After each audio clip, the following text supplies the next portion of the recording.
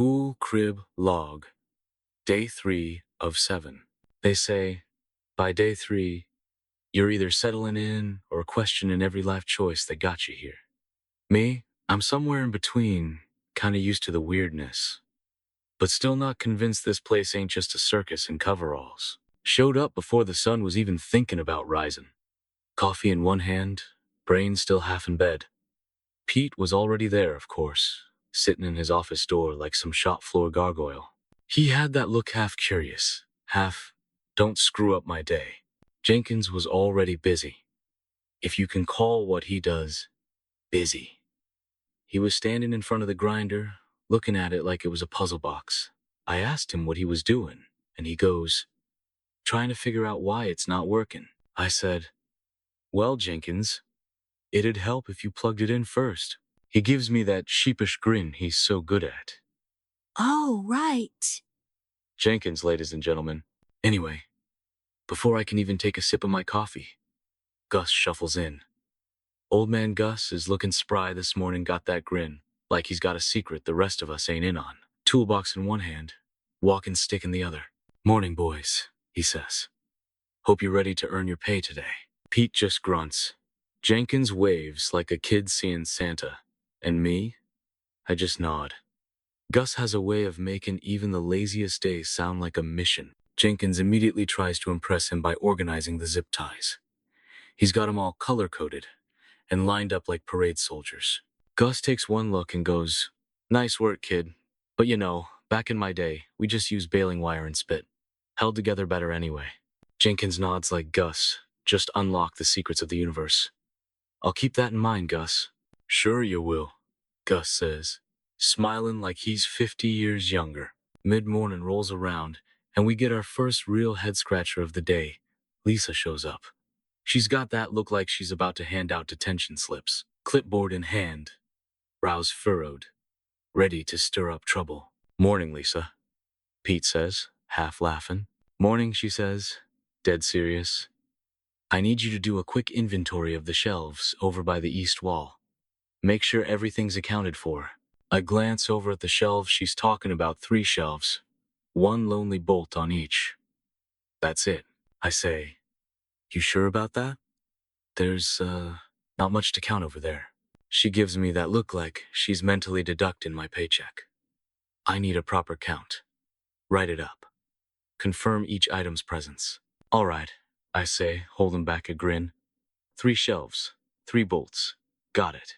I spend the next 10 minutes doing the most pointless job I've ever done counting. 1 bolt per shelf. 1, 2, 3. I even wrote it down. Real neat. Inventory complete. 3 bolts. 1 each per shelf. Dry as toast, but it made me chuckle. Jenkins watched me like I was doing brain surgery. Lisa takes the paper, barely glances at it, and goes, good. Next time, be thorough. I say, always am. Trying not to laugh.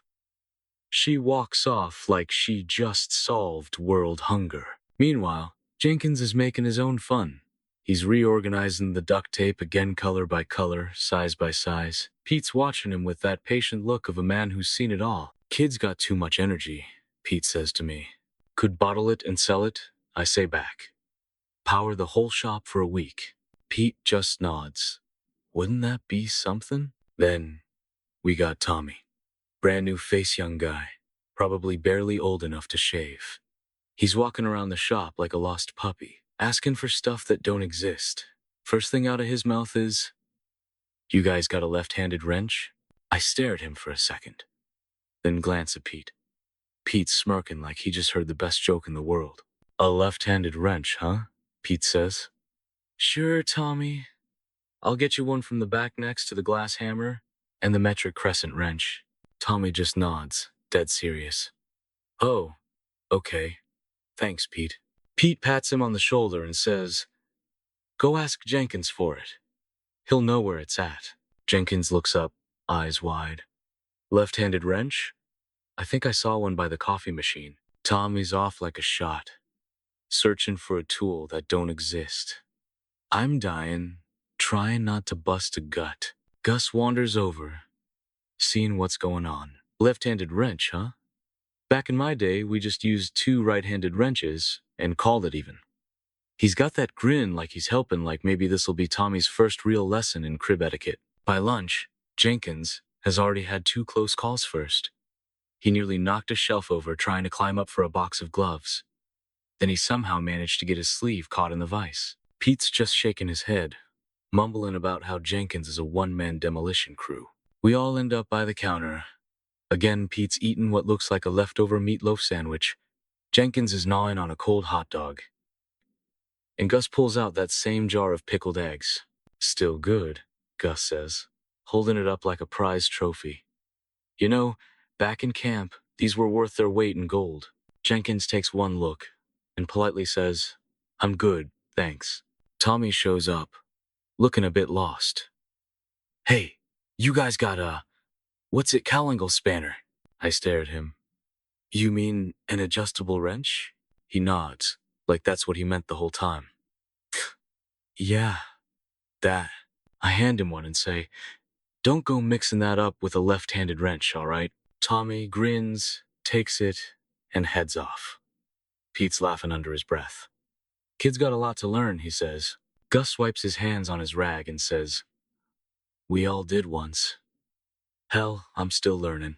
Afternoon's quiet, which usually means Jenkins is up to something. Sure enough, I hear a crash from the back. I poke my head around, and there's Jenkins, covered in paint dust, looking like he just lost a fight with a 5-gallon pail. You all right? I ask. He grins. Yeah, just tripped over my own feet. Good to know, I say, handing him a rag. Meanwhile, Gus is still wandering around with that WD-40, spraying squeaks that don't even exist. Prevention's the key, boys, he says for the 100th time. One day you'll thank me. Pete just chuckles. We'll put it on your tombstone, Gus. He prevented. By quitting time, I'm feeling like I've aged a year. Pete gives me that nod like, good job, you didn't burn the place down. Jenkins is smiling like he survived a tornado. Tommy's still looking for that left-handed wrench. And Gus? He's standing by the door, offering me a pickled egg for the 3rd day in a row. Take one for the road, he says. It'll keep you strong. I shake my head. Nah, I'm good. Suit yourself, Gus says, still grinning. Tomorrow's another day, boys. As I'm heading out, Pete says, see you tomorrow, bud. Jenkins is wrapping up extension cords like he's practicing for the rodeo. Tommy's asking if we've got any left-handed caulking guns. And Gus? He's still spraying that damn WD-40 on a hinge that wasn't squeaking in the first place. Day 3 in the crib, no fires, no stitches, and only a few wild goose chases. That's a win in my book. I'm not saying I'm impressed, but I'm starting to think I might just stick it out here after all. 4 days to go, see what else this place throws at me. End log. Back tomorrow.